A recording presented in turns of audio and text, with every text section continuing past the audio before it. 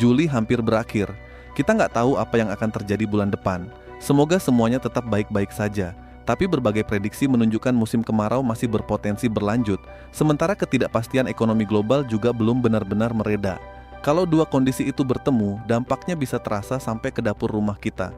Sejarah menunjukkan masalah besar hampir selalu datang pelan-pelan. Harga mulai naik, stok mulai menipis, dan banyak orang baru sadar ketika barang mulai sulit dicari.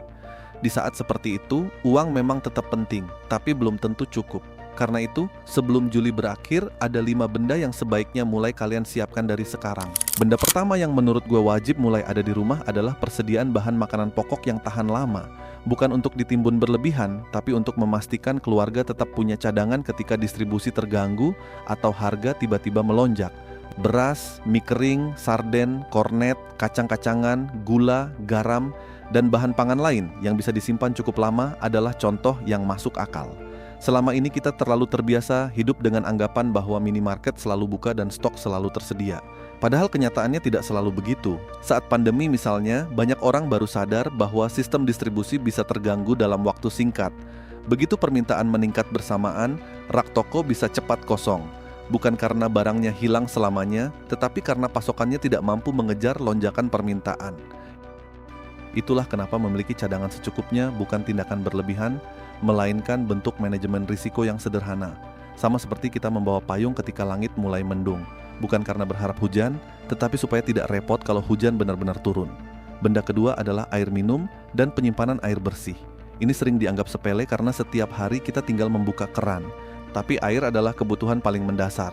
Ketika terjadi gangguan distribusi, kekeringan, kerusakan jaringan, atau pemadaman listrik yang memengaruhi pompa air, kebutuhan ini langsung menjadi prioritas utama. Ironisnya, banyak orang baru memikirkan air ketika pasokannya sudah berhenti. Padahal menyimpan beberapa galon air minum atau menyediakan wadah penyimpanan air bersih tidak membutuhkan biaya besar. Justru langkah sederhana seperti ini bisa membuat kita jauh lebih tenang kalau suatu saat terjadi gangguan sementara. Air bukan hanya untuk diminum, tetapi juga untuk memasak dan menjaga kebersihan. Tanpa air, aktivitas paling sederhana sekalipun bisa menjadi masalah besar. Benda ketiga adalah peralatan darurat dan sumber penerangan.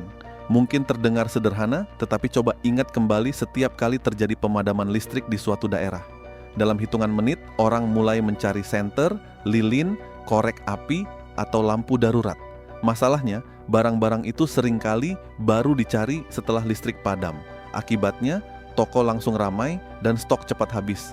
Padahal memiliki satu senter yang baterainya terisi penuh, lampu darurat yang siap digunakan, power bank yang terisi, serta korek api atau pemantik api adalah persiapan yang sangat murah dibanding manfaatnya. Kita memang berharap listrik selalu stabil, tetapi gangguan teknis, cuaca ekstrem, atau bencana alam tetap bisa terjadi. Persiapan kecil seperti ini bukan berarti kita pesimis. Justru orang yang siap biasanya jauh lebih tenang karena tidak perlu berebut saat keadaan berubah. Benda keempat adalah obat-obatan dasar dan kotak pertolongan pertama. Banyak orang menganggap obat bisa dibeli kapan saja. Itu benar, selama apotek masih buka dan stoknya masih tersedia. Tapi ketika permintaan meningkat atau akses menuju fasilitas kesehatan terganggu, situasinya bisa berbeda. Karena itu, memiliki persediaan obat yang memang rutin digunakan keluarga, obat penurun demam, obat diare, antiseptik, perban, plester, kasa, dan perlengkapan pertolongan pertama adalah langkah yang masuk akal. Kita tentu tidak berharap ada anggota keluarga yang sakit. Namun kalau sesuatu terjadi di malam hari atau saat kondisi sedang tidak memungkinkan untuk keluar rumah, setidaknya kita punya perlengkapan dasar untuk menangani keadaan sementara. Ketahanan keluarga bukan hanya soal makanan, tetapi juga soal kesehatan. Benda kelima yang menurut gue justru paling sering diremehkan adalah benih tanaman dan kemampuan menghasilkan makanan sendiri. Kedengarannya sederhana, bahkan mungkin ada yang berpikir ini hanya cocok untuk orang yang tinggal di desa. Padahal kenyataannya tidak begitu. Banyak sayuran seperti cabai, kangkung, bayam, tomat, atau daun bawang bisa ditanam di halaman sempit, pot, bahkan menggunakan wadah bekas. Memang hasilnya tidak akan memenuhi seluruh kebutuhan keluarga, tetapi setidaknya bisa mengurangi ketergantungan terhadap pasar. Ketika harga cabai tiba-tiba melonjak atau pasokan sayuran terganggu karena cuaca, orang yang sudah menanam dari jauh hari akan lebih tenang. Selain menghasilkan pangan, berkebun juga melatih kesabaran dan mengingatkan kita bahwa ketahanan tidak selalu dibangun dengan uang. kadang dimulai dari kebiasaan kecil yang dilakukan secara konsisten. Kalau diperhatikan, 5 benda tadi sebenarnya bukan barang mahal. Hampir semuanya mudah ditemukan dan bisa dibeli secara bertahap tanpa harus mengganggu kondisi keuangan. Yang membuat banyak orang tidak memilikinya bukan karena tidak mampu, tetapi karena merasa belum perlu. Kita seringkali lebih semangat membeli barang yang mengikuti tren dibanding menyiapkan kebutuhan yang benar-benar penting. Padahal ketika situasi berubah, yang paling dicari bukan barang mewah, melainkan kebutuhan dasar. Sejarah sudah berkali-kali menunjukkan bahwa masyarakat yang paling mampu bertahan bukan selalu mereka yang paling kaya, tetapi mereka yang lebih siap menghadapi perubahan. Jadi pesan dari video ini sebenarnya sangat sederhana. Jangan menunggu sampai harga naik, jangan menunggu sampai stok mulai langka, dan jangan menunggu sampai semua orang panik. Selama keadaan masih normal, manfaatkan waktu untuk menyiapkan kebutuhan dasar keluarga secara bertahap dan sesuai kemampuan. Tidak perlu berlebihan, tidak perlu menimbun, cukup membangun cadangan yang masuk akal agar rumah tangga memiliki ketahanan ketika menghadapi situasi yang tidak terduga. Juli memang belum berakhir.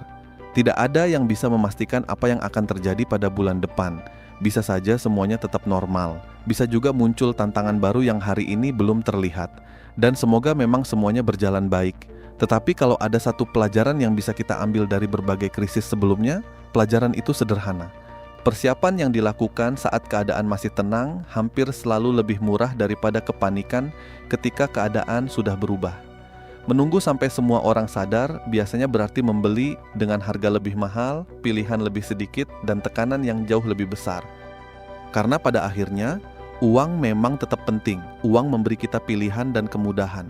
Tapi uang bukan satu-satunya bentuk rasa aman.